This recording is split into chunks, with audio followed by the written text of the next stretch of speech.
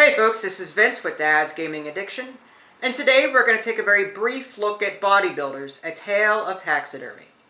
Now it's important to stress that this game will be hitting Kickstarter later this month, today being November 15, 2013. This makes everything that you see here subject to change. This game is for 3 to 6 players, ages 14 and up, and the average play time is between 30 and 60 minutes. In this game, players are going to be taking the role of taxidermists who are going to be trying to build themselves a new best friend with an army of scavengers. Let's just take a brief moment to look at the components and see how it's played. Now, just to briefly sum everything up, each player in the game is going to have their very own army of scavengers, and those scavengers are made up of 3 different types. You've got crocodile green, hyena yellow, and vulture red. Players will be keeping track of how many they have of each type using these player mats. Each player will be receiving a player mat at the beginning of the game and 3 of these ring trackers. Basically, there's 1 for each colored track. Again, green represents crocodiles, yellow represents hyenas, and red represents vultures.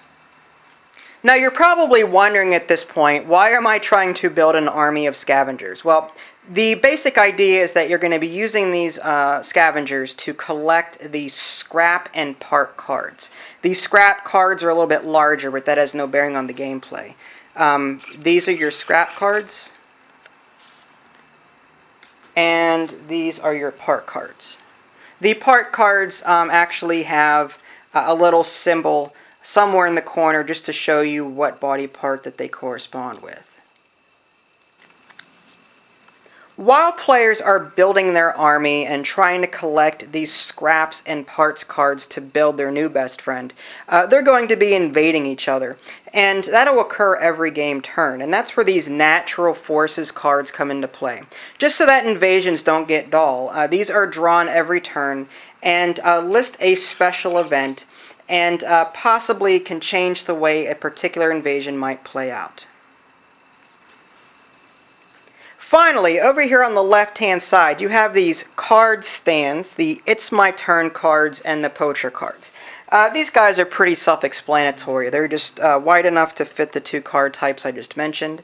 The It's My Turn card is pretty self-explanatory. That's just to tell whose turn it is. And the Poacher card is pretty unique and I feel a good addition. Basically, this gives the player that is doing the worst at the time special abilities, which allows them to possibly come back and get into the thick of things once again. Game setup is pretty simple. Each player will receive a player mat, 3 rings, 1 for each track, 3 random part cards, and 1 player will be designated as the first player and receive the It's My Turn card. Now before you start dealing out these part cards, however, it's important to go through this parts deck first and observe how many people are playing. If 3 or 4 people are playing the game, then you'll need to go through this deck and remove 1 set of animal parts that belong to a particular animal. And in all, there are 5 different sets in this deck. And if you're playing with 3 or 4 players, you'll need to remove 1 of them. If you're playing with 5 or 6 players, you can keep all of them. One final thing worth mentioning, 2 scrap cards will be drawn from this deck and placed face up into the center of the table. Now before the game actually begins, players will need to recruit their starting armies. And to do that, each player will take these 3 dice, choose 1 of them, and pick whatever scavenger type they want. Then they'll go ahead and roll the other 2. And depending on what comes up, they'll add those particular scavengers to their track. If they roll 3 of a kind, they can add a total of 5 scavengers to that particular track. If there's at least 1 different one, then they'll just simply add 1 per scavenger. In this case, you've got 2 yellow and 1 green. Now each player will go ahead and do that in turn until each player has recruited their starting armies. As I mentioned before, the game is broken up into turns, and every turn consists of 3 main phases. You've got the Recruit Scavengers phase, the invade phase, and the move markers phase. Now, I'm not going to delve too deeply into that just because it might take a while to explain. But suffice to say, during phase 1, each and every player will go ahead and recruit scavengers just like they did at the beginning of the game.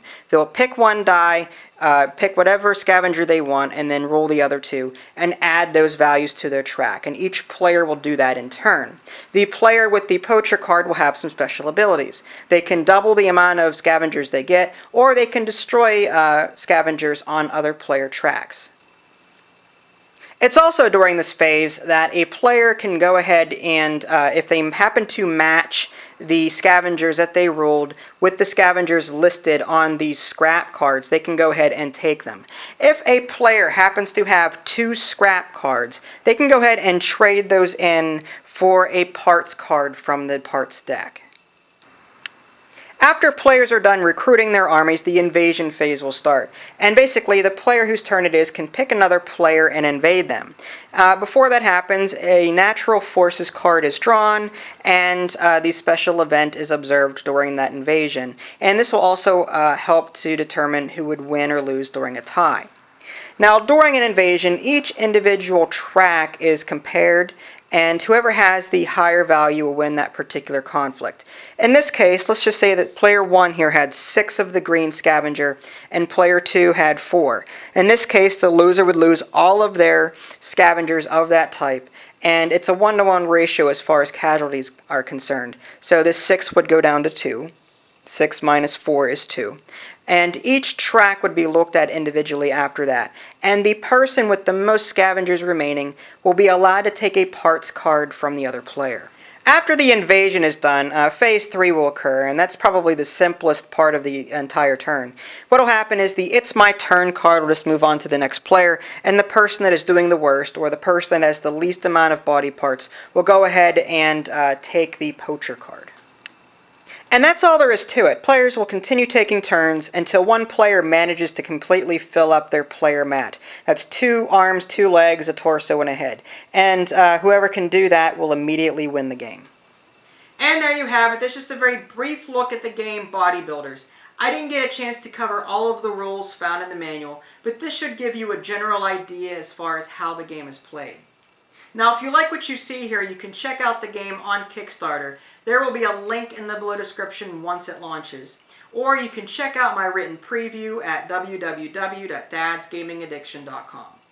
This is Vince, thanks for watching, and I'll catch you next time.